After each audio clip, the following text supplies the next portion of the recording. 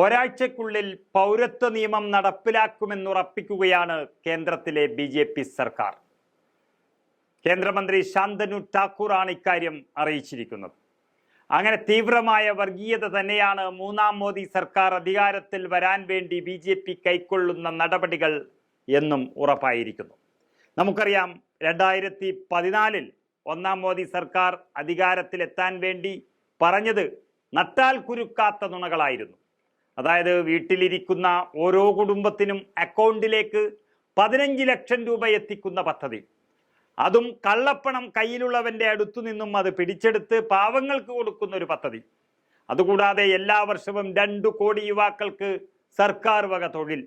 അച്ചാദി നായേക തെരഞ്ഞെടുപ്പിന് മുൻപായതുകൊണ്ട് ഇത് പറയുമ്പോൾ അതെല്ലാം ശരിയാണെന്ന് തോന്നി എല്ലാവരും വോട്ട് കൊടുത്തു.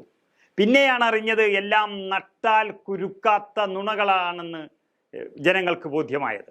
ഇത് ജനങ്ങൾക്ക് മനസ്സിലായി എന്ന് തോന്നുമ്പോഴാണ് രണ്ടാമത് 2019 ഒരു തെരഞ്ഞെടുപ്പ് നടന്നത്.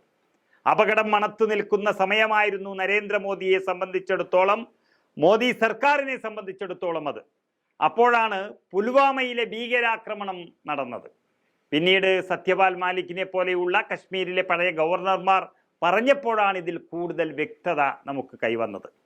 എന്നാൽ മൂന്നാം മോദി സർക്കാർ ഇനി വരണമെങ്കിൽ 2024 തെരഞ്ഞെടുപ്പ് നടക്കുമ്പോൾ കടുത്ത വർഗീയത തന്നെയാണ് അവർക്ക് രക്ഷ.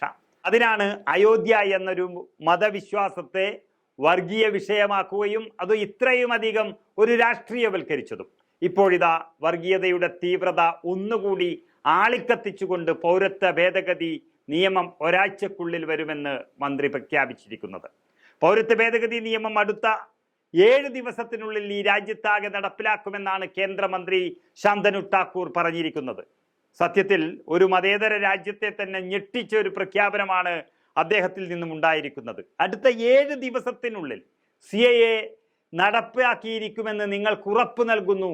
പശ്ചിമ ബംഗാളിൽ മാത്രമല്ല, രാജ്യത്തെല്ലായിടത്തും ഈ നിയമം നടപ്പിലാക്കുമെന്നും മന്ത്രി വ്യക്തമാക്കിയിരിക്കുകയാണ്. ഇത് വെറുതെ കേട്ട് എഴുതിത്തള്ളാൻ പറ്റുന്ന ഒരു കാര്യമല്ല. ഏതു നിമിഷവും തെരഞ്ഞെടുപ്പ് പ്രഖ്യാപിക്കും എന്നിരിക്കെ വർഗീയത ആളിക്കത്തിക്കാനുള്ള ഏറ്റവും നല്ല വഴി തേടുന്നതായിട്ടും ഇതിനെ കാണേണ്ടി വരും. മോദി സർക്കാരിന്റെ വർഗീയത ഏറ്റവും ഉച്ചസ്ഥായിലെത്തിക്കാൻ കഴിയുന്ന ഏറ്റവും അനുയോജ്യമായ ഒരു വഴിയായിട്ടാണ് പ്രമുഖരെല്ലാം ഈ പ്രസ്താവനയെ കാണുന്നത്. പൗരത്വ നിയമത്തെ ഏറ്റവും കൂടുതൽ എതിർക്കുന്ന ഒരു ഭരണാധികാരിയാണ് ബംഗാളിലെ മമതാ ബാനർജി എന്ന മുഖ്യമന്ത്രി. ശാന്തനു ഠാക്കൂറിന്റെ പ്രഖ്യാപനം ഉണ്ടായിരിക്കുന്നതും ബംഗാളിൽ നിന്ന് തന്നെയാണ്. അപ്പോൾ ഒരാഴ്ചക്കുള്ളിൽ പ്രതീക്ഷിക്കുന്ന ഒരു നിയമപ്രാബല്യം ഉണ്ടാക്കി വെക്കാൻ പോകുന്ന സ്ഫോടനാത്മക സാഹചര്യത്തെയാണ് ഇപ്പോൾ രാജ്യം ഭയക്കുന്നത്.